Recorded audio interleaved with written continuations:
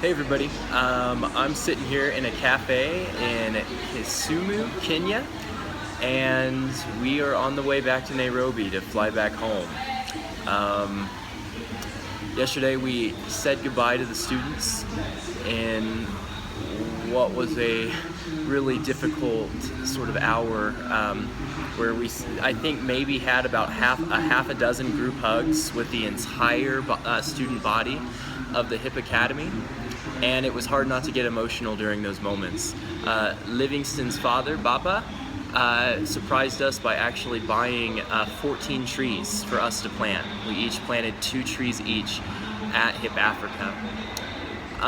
The moment that has really stuck with me is that yesterday we had our main objectives taken care of, and so I had the opportunity to teach in the classroom, and a few teachers of HIP watched and kind of evaluated and observed what I was doing in the classroom.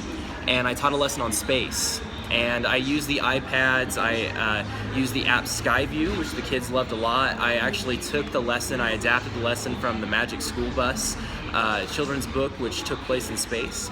And it was interesting because the students kept asking about what's the difference between day and night. I had talked about it in my lesson, and I thought it might be a little too advanced. You know, these children were 7 and 8 years old. And what really hit me at the very end is that afterwards I did kind of a Q&A and told them where I lived. I showed them on a globe. I had taught the difference between day and night using a flashlight as the sun and a small globe as the earth. And when they asked where I lived, I showed them on the globe where I lived, and I asked, would it be day or night right now? Because it was, morning, and it was the morning in Kenya, and all of them at once answered night. And it was just a really surreal and incredible moment, especially for me as a teacher. At the very end, they knew that we lived on a planet called Earth.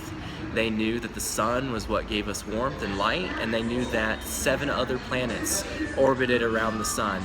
It was very tough for me not to include Pluto, but I resisted. There are so many emotions that I feel right now, so many feelings that I feel that I can't really even extrapolate right now, but just the wonder that this trip was is something that I will hold on to for the rest of my life. Thank you, everyone.